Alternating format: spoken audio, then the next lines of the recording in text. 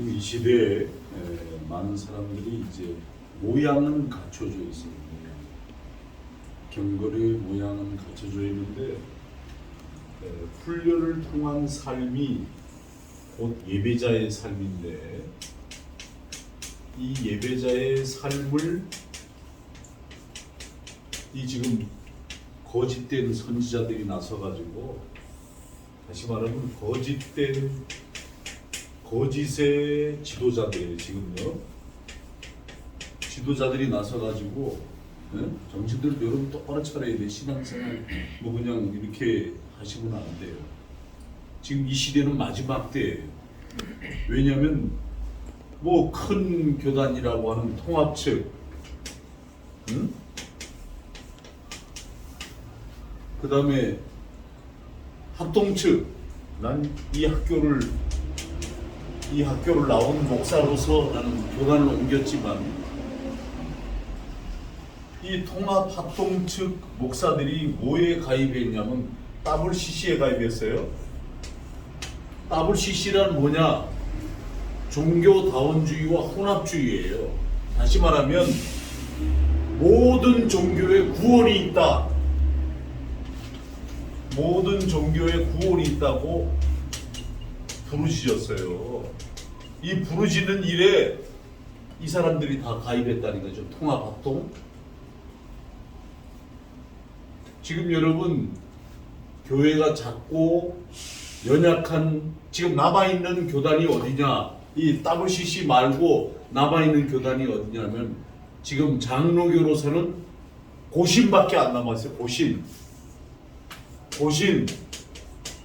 그래서 제가 강의 나가고 있는 합신, 그 다음에 외신, 이 세 군데밖에 안 남았어요. 장로교로. 이 통합적 합동적 두 양대 산맥의 대한민국의 장로교로서 장자교단인 이 사람들이 WCC에 가입을 해버렸어요. 정신 여러분 바짝 차려야 됩니다. 뭐가 뭔지 여러분 모르면 그냥 넘어가는 거예요. 예? 분별력 없이 영적으로 살지 않고 그냥 그렇잖아. 예? 대형 교회고 교회만 크고 경건의 모양만 이렇게 갖춰져 있으니까 사람들이 다 그 앞에 속는단 말이에요. 영적으로 다 죽이는 거예요. 거짓으로 사람을 망가뜨리는 거예요. 자, 여러분들 한번 보세요. 제가 오늘도 우리 유년주일학교 학생들에게 10계명 중에 1계명을 제가 가르쳤어요. 여러분 10계명 중에 빨리 성경책 맨 앞에 빨리 펴세요. 맨 뒤에 10계명 중에 1계명서부터 3계명까지는 1계명부터 3계명까지는 누구에 대한 얘기인가? 한번 보세요. 1계명 한번 다 함께 읽겠습니다. 시작. 너는 나 외에 다른 신들을 내게 두지 말라. 안 읽는 사람들은 왜 안 읽는 건데? 하나님은 너는 나 외에 다른 신을 내게 두지 말라 그랬어요. 자, 그게 하나님이 모세에게 시내산에서 주신 십계명이란 말이에요. 그게 오늘날 여러분 영국에 앞을 보세요. 여기 보세요. 영국에 웨스트민스터 총회가 있어요. 웨스트민스터 총회.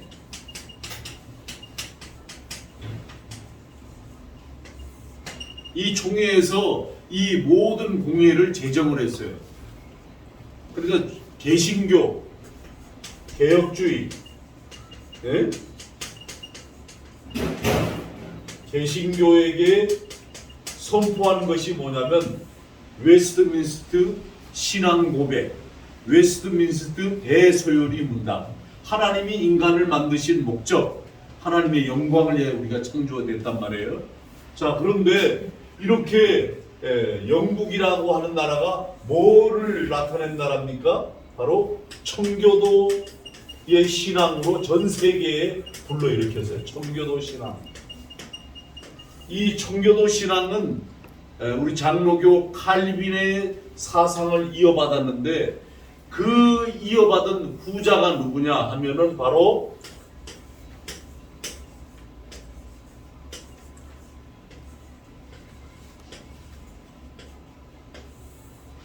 존 오웬이라고 하는 영국 신학자가 이 청교도 신앙을 칼빈의 신앙에 이어서 이어받았어요.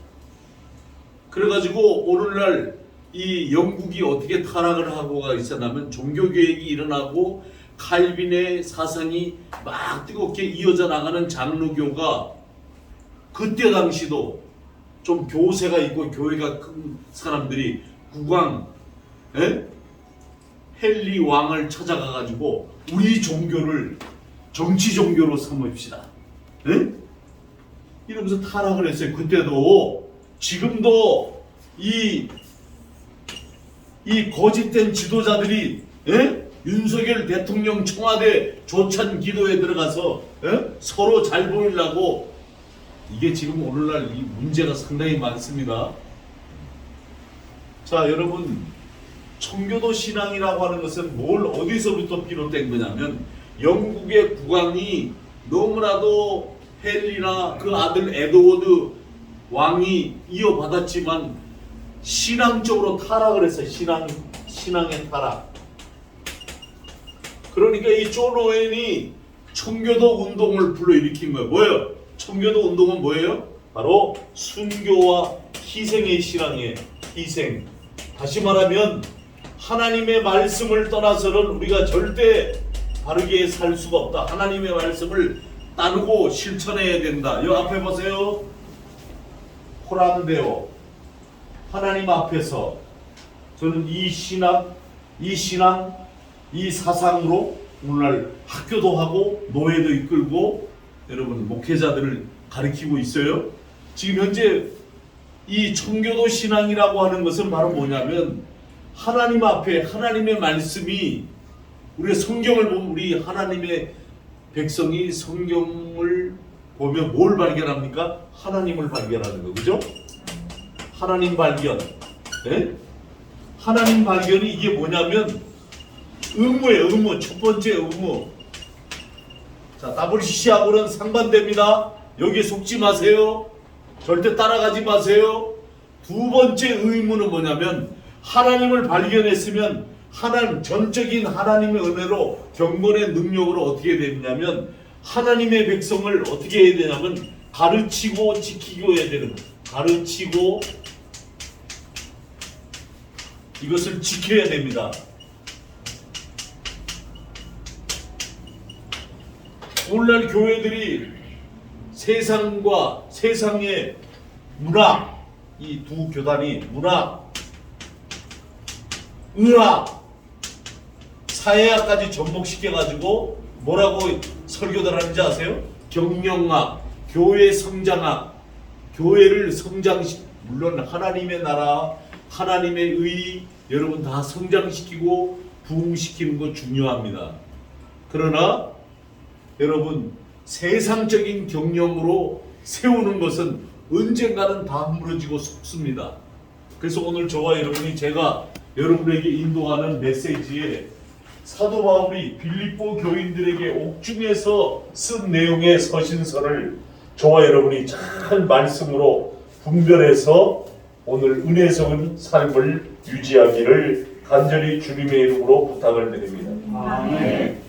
WCC는 잘못 따라가면 몸에 병이 드는 이치와 같은 거예요. 속지 마세요. 분별력을 잃어버리면 안 됩니다. 여러분들 다른 종교에는 구원이 있다?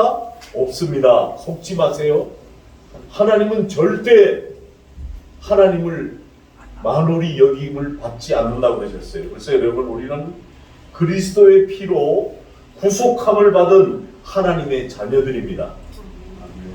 할렐루야. 아멘. 그렇기 때문에 하나님 안에서 오늘날 여러분 지금 현재 저 교단 안에 우리 통합측이나 우리 합동측 총신대 나온 거기에 지금 이렇게 조그맣게 목회하고 있는 목사님들은 지금 한탄을 하고 지금 어느 교단으로 가야 할 것인가 지금 길을 잃고 있어요. 지금 아주 지금 심각한 시대에 와 있습니다.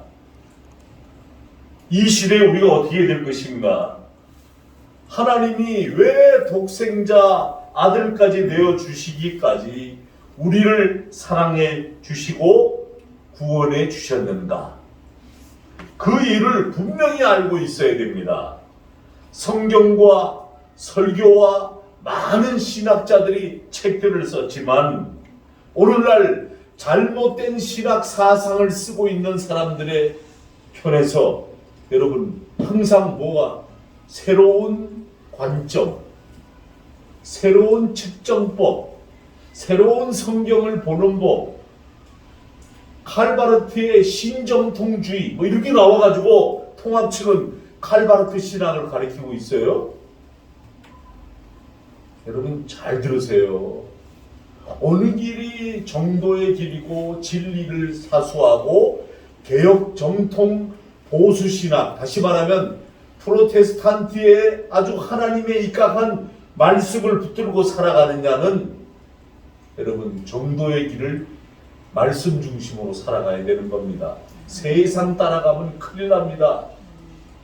우리는 하나님 말씀이 가라면 가고 서라면 쓰는 칼빈이즘의 신학 사상을 그대로 이어받아서 성경 말씀이 곧 우리의 생명, 라이프의 메시지입니다. 할렐루야! 아멘. 그러므로 잘못된 신학자들이 쓴 책, 칼바르트의 신정통주의는 여러분 자유주의 사상입니다. 절대 하나님을 입각한 사상이 아닙니다. 찰스 피니가 뭐 이렇게 신개념주의를 썼어요.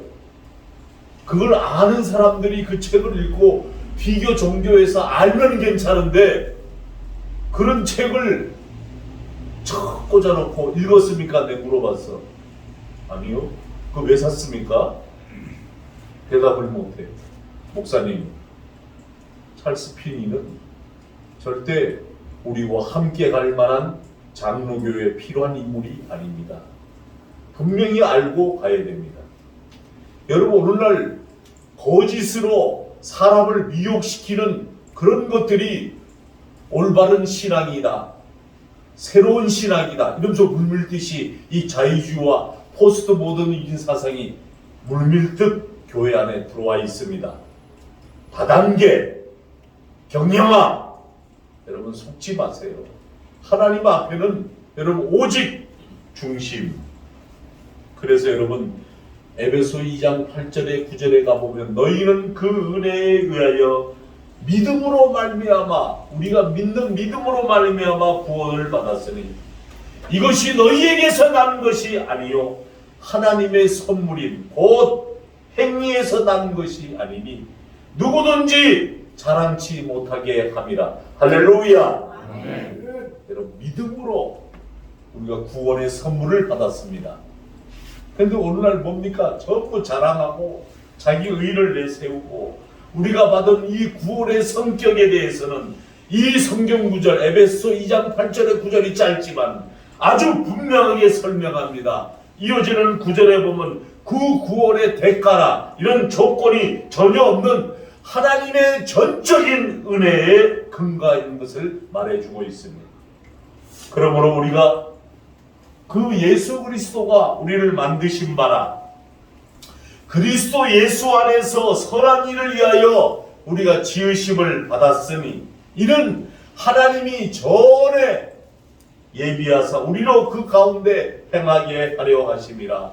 할렐루야. 오늘 저와 여러분은 선한 일을 위해 하나님의 나라를 위해 지으심을 받은 자들입니다. 믿습니까?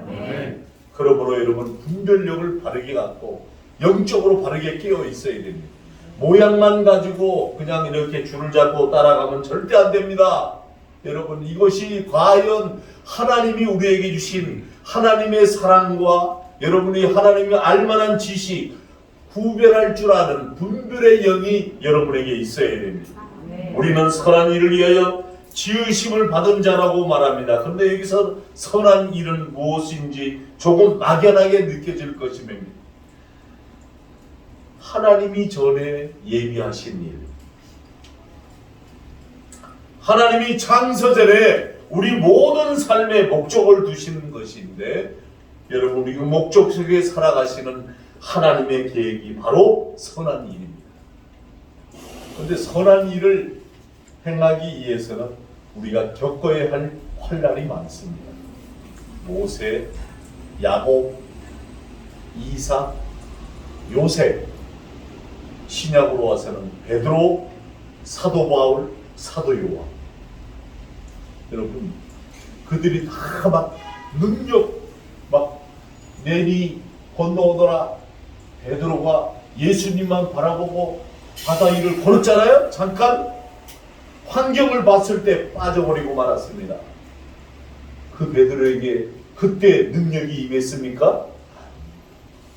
사도 바울이 사도가 되었을 때 되기 전에 사울아 사울아 네가 나를 핍박하는 내가 예수니라. 여러분, 다메섹 도상에서 눈이 멀고 척추병이 생겼을 때, 약해졌을 때, 그때 가장, 사도 요한도 마찬가지, 가장 비천하고 낮아지고 겸손히 약해져 있을 때 하나님의 능력이 그를 일으켜 세웁니다. 할렐루야. 아멘. 우린 여러분 지식과 통찰력, 분별력 있는 사랑이 있어요. 오늘 빌립보서 1장 9절에 가보세요. 내가 기도하노라는 말이 시작합니다. 그리고 12절까지 11절까지 새 구절에 바울의 자신이 이제 빌립보 교회를 개척하여 이제 자란 지 얼마 안 되는 빌립보 교회 성도들이 어떤 그리스도인들로 성장하기를 원하는지 대해서 그의 간절한 기대, 사도 바울의 기대, 그리고 사도 바울의 기도가 담겨 있습니다. 근데 그거 보세요. 내가 기도하노라 너의 사랑을 가지고 너의 사랑을 지식과 모든 총명으로 점점 더 풍성하게 하사. 바울이 첫 번째 기도 내용은 빌립보 성도들의 사랑이 지금보다 더 풍성해지기를 원하는 겁니다. 사랑, 어떻게? 지식과 모든 총명으로 풍성해지기를 바울은 기도합니다. 여러분, 적은 교회지만 여러분들이 섬기는 이 예수인 장로교회가 사랑의 용광로가 되기를 주님의 이름으로 부탁을 드립니다. 아멘. 만나면 막 껴안고 막 반가워하고 막, 그게 훈련이 돼야 돼. 그거 훈련이 안 되면 저 밖에 나가서 문영혼을 사랑할 수가 없어요. 여기서 우리가 서로 사랑의 훈련, 사랑의 나눔, 사랑의 용서, 사랑으로 싸매지 않으면 안 되는데. 사랑, 총명, 풍성, 이 단어들이 개념적으로 구체적으로 잘 잡히지 않는 추상적인 단어입니다. 그러나 빌립보 성도들이 사랑의 지식이 있는 사랑, 무슨 말이냐? 헬라어 말로 말하면 에피그노시스입니다. 에피그노시스라는 말은 일반적인 지식을 말하는 게 아닙니다. 하나님의 말씀을 통해서 얻는 지식을 말합니다. 여러분들이 오늘 이 시간에 앉아서 에피그노시스, 영적인 하늘로부터 내리시는 살아있는 영적인 말씀을 부족한 종의 입술을 빌려 여러분의 생각과 마음을 찔러 쪼개기까지 합니다. 할렐루야! 하나님의 말씀을 통해서만이 지식을 얻을 수가 있습니다. 바울이 로마 유대인들에게 쓴 편지에 로마서에 이런 내용이 나옵니다. 로마서 10장 2절에서 3절에 가보면 저희가 하나님께 열심히 있으라. 잘 들으세요. 지식을 쫓은 것이 아니라 하나님의 의도 모르고 자기 의를 세우려고 힘써 하나님 의에 복종하지 아니하였느니라. 지금 이 시대가 그런 시대입니다.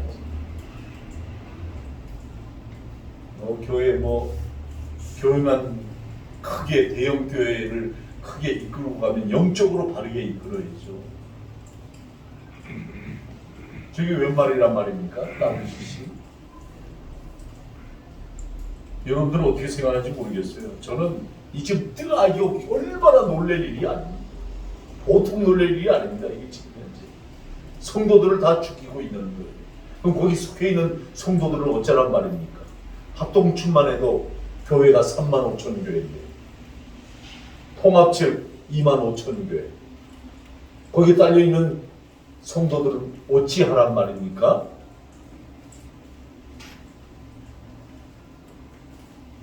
사도 바울이 과거 자신을 두고 한 말입니다. 그가 사울일 때도 얼마나 열심히 했어요. 예수의 앞잡이였잖아요. 예수 믿는 사람들은 전부 이 사람이 쫓아가면서 다 도륙을 내버렸잖아요. 설육을 해버리고. 시리아 북쪽 끝 다메섹 언덕까지 하나님의 의를 세우기 위해서 자기 나름은 헌신하고 충성하고 일한 결과 그리스도에 대적한 일이었습니다. 그 시절을 떠올리면서 이 말씀을 기록한 겁니다, 여러분. 종교의 형식이 강화될수록 우리 신앙생활에 이런 현상이 얼마든지 나타날 수 있습니다.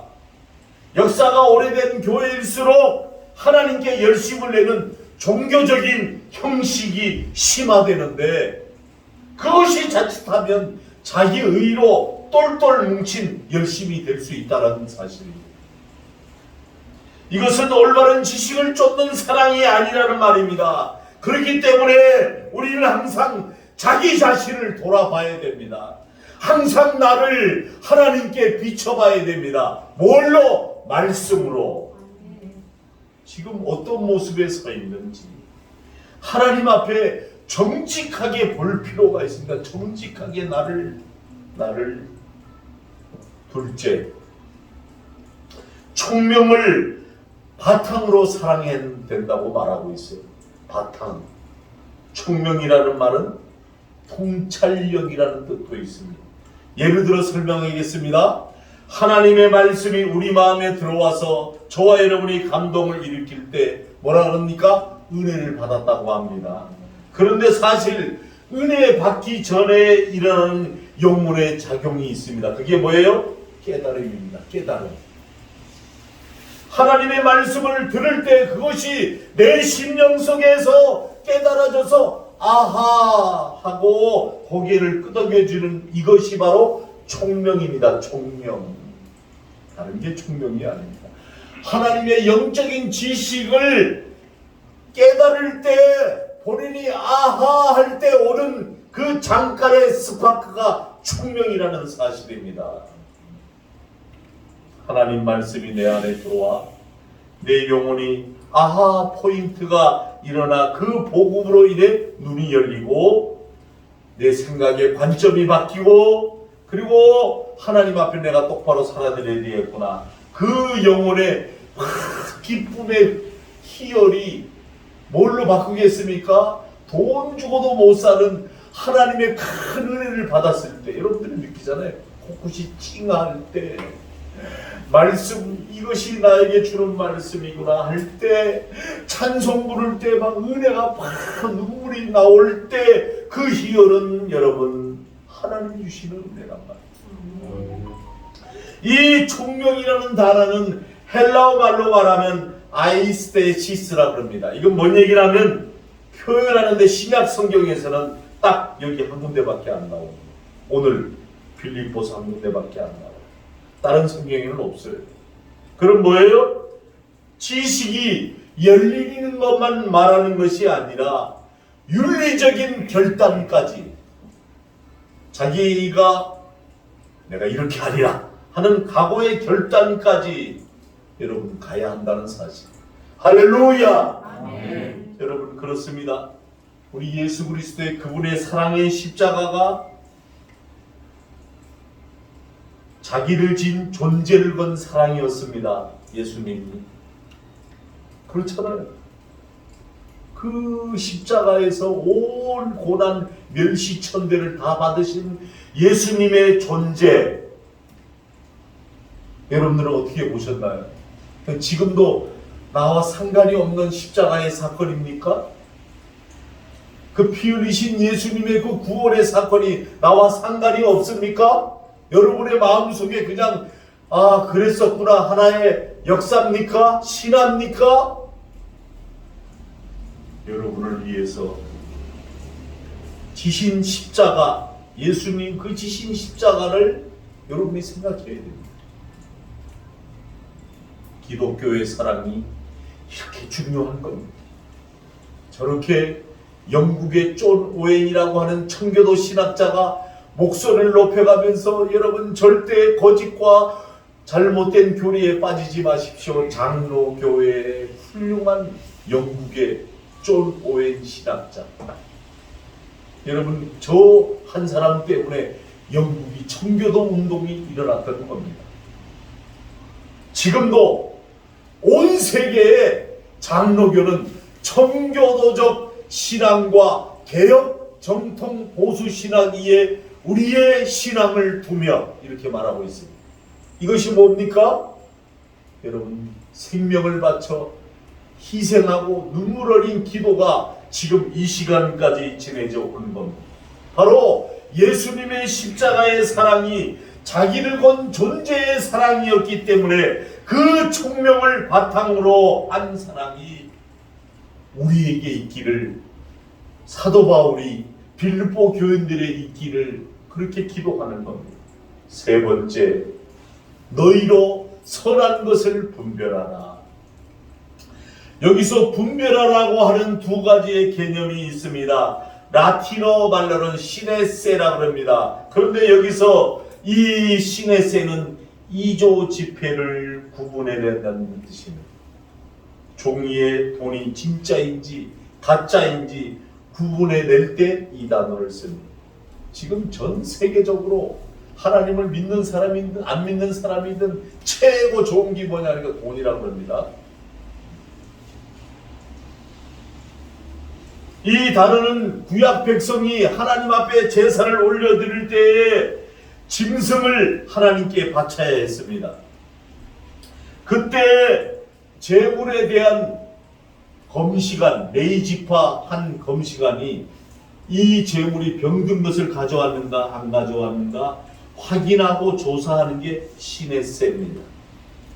그래서 여러분 판정이 나면 물두멍으로 갈 수 있는 자격이 됩니다. 그 제물, 물두멍 거기 가서 제물을 씻습니다. 그 다음에 제단을 각드는 제단으로 옮겨갑니다. 거기서 이제 좋은 아주 최고의 좋은 고기는 각을 떠서 하나님 앞에 태워서 올려드리는 산제사를 드립니다. 분별이란 흠이 있는지 없는지를 구분해낼 줄 아는 능력을 말하는 겁니다.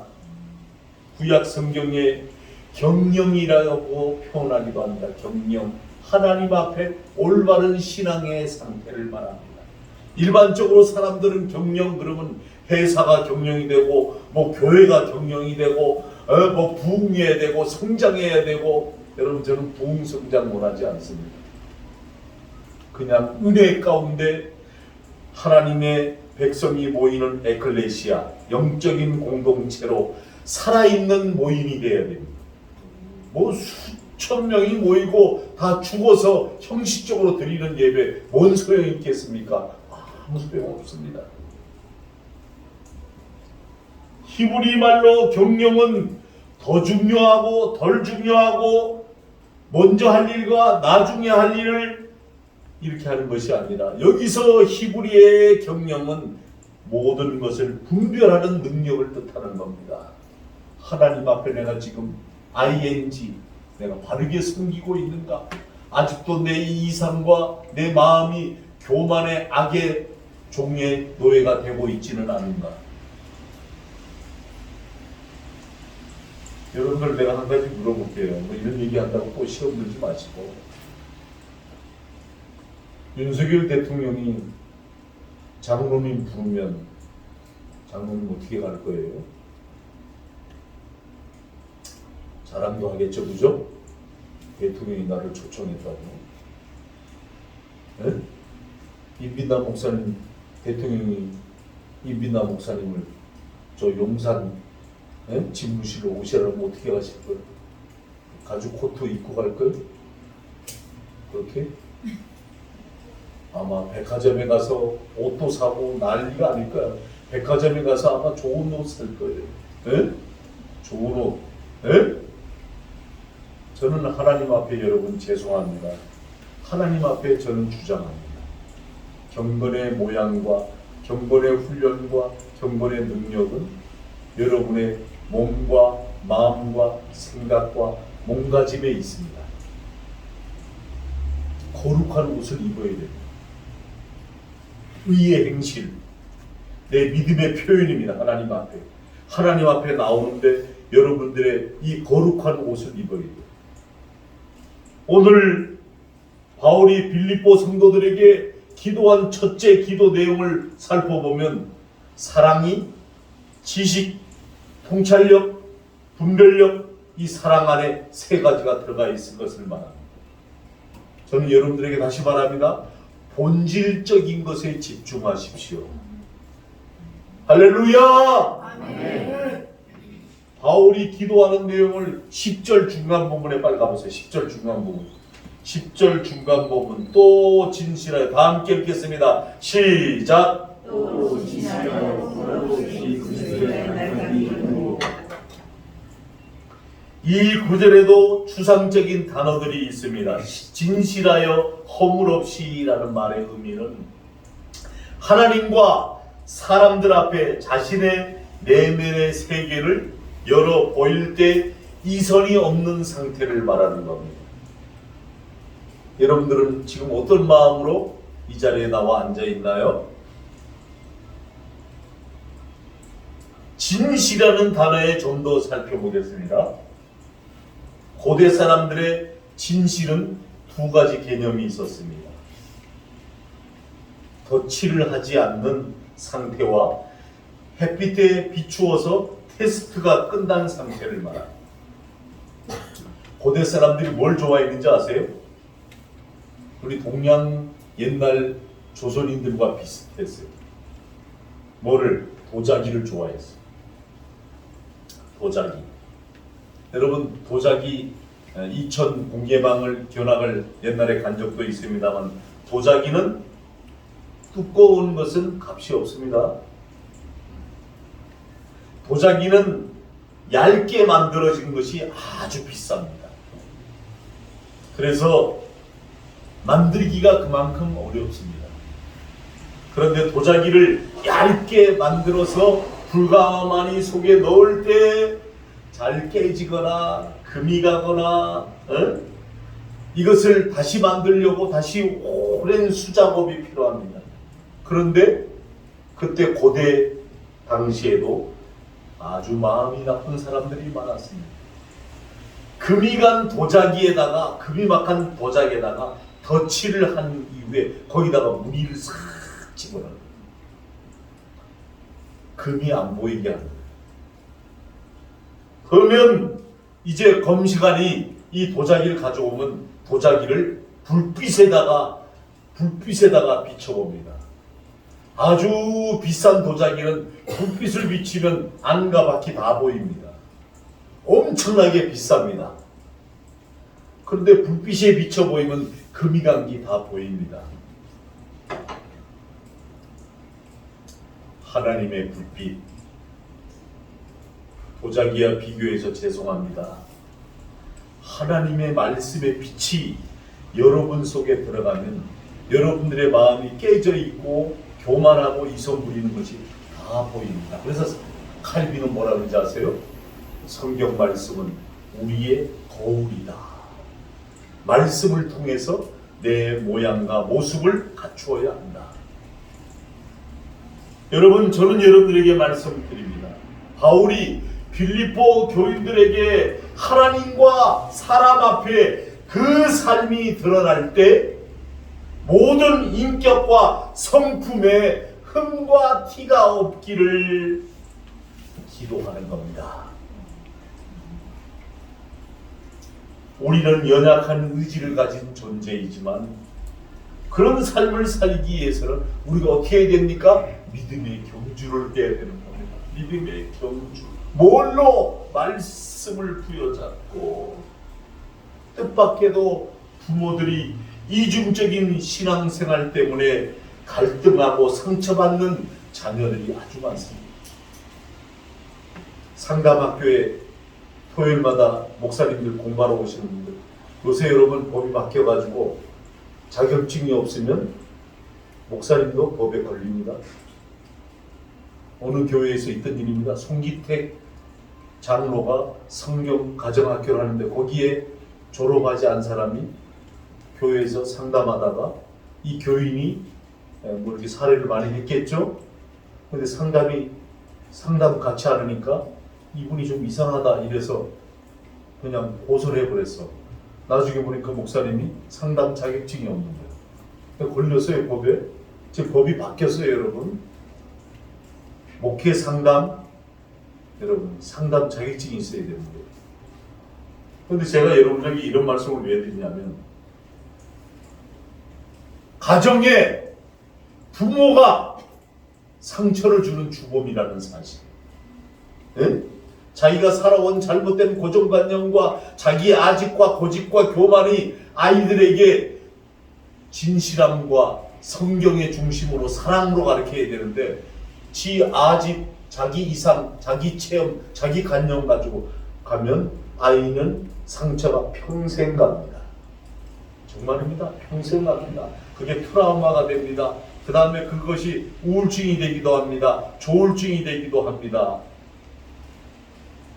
우리 사회에서 가정에서 잘못 이입시켰던 일들이 아이들이 바깥에 나와서 사회생활에 영점을 가져오는 이유.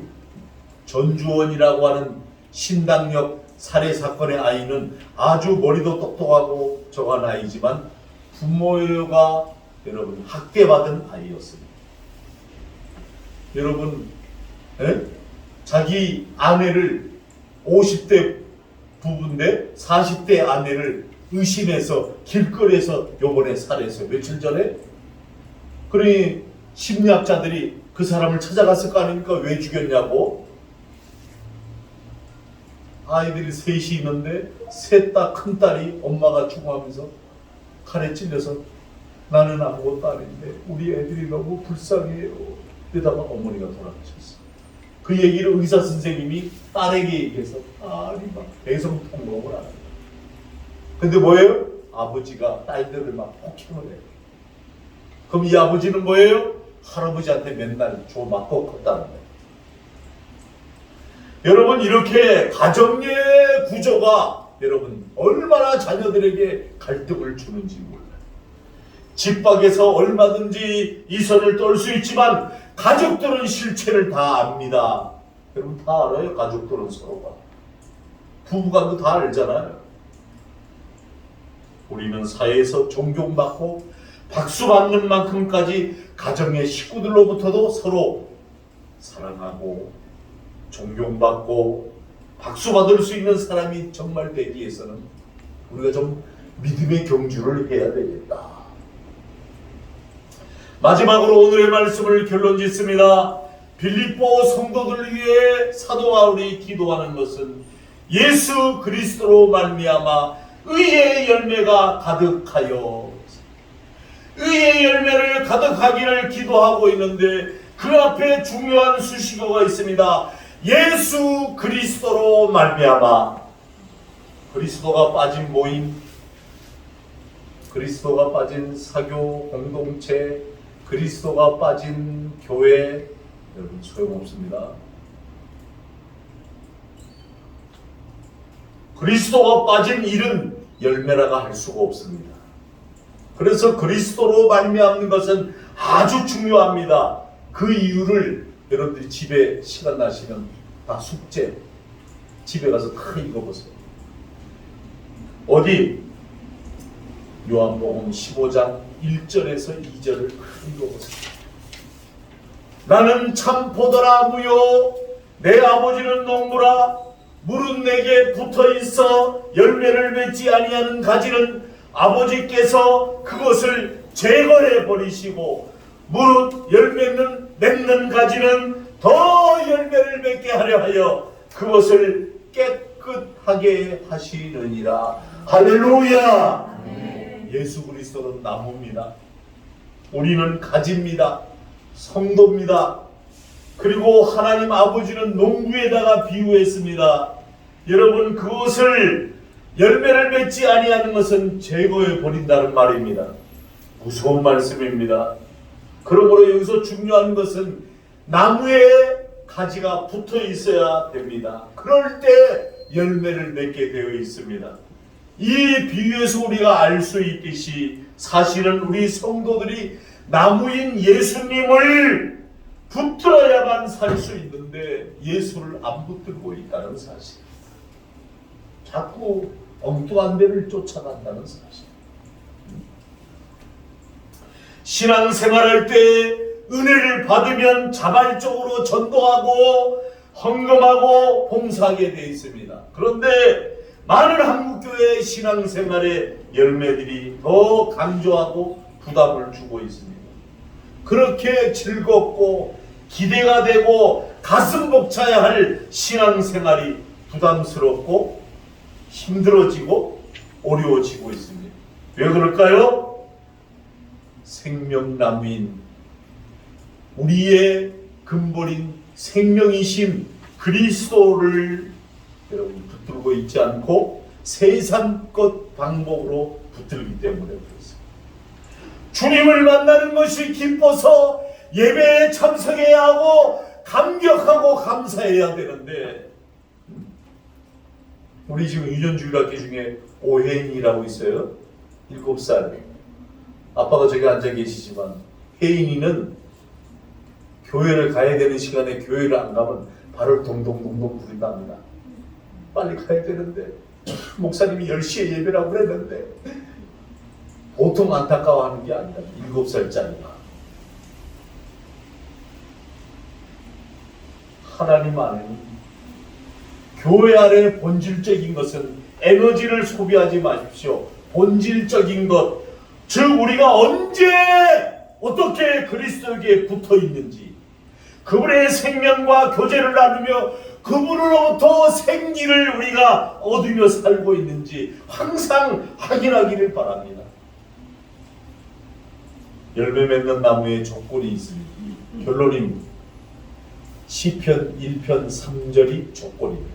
여러분 시편 1편 3절 그는 시냇가에 심은 나무가 철을 따라 열매를 맺으며 그 잎사귀가 마르지 아니함 같으니 그가 하는 모든 일이 다 형통하니로다. 할렐루야. 이 말씀에 성도들에게 아주 중요한 삶의 원리가 있습니다. 나무가 과실이 맺고 그 잎사귀가 마르지 않습니다. 이를 위해 나무가 노력했다고 말하지는 않습니다. 다만 시냇가에 심겨져 있습니다. 여러분들은 어느 자리에 심겨져 있기를 원합니까? 심은이라는 단어가 히브리어로 심겨진이라는 수동태로 이렇게 표현이 되고 있는데 원래 이 나무는 사막에 죽어가고 있던 나무였어요. 그런데 하나님의 사망에서 생명으로 옮겼습니다. 영원히 마르지 않는 시냇가에 심겨진 나무가 할 일은 시절을 따라 열매를 맺고 꽃을 피우고 잎사귀가 아주 푸르는 겁니다.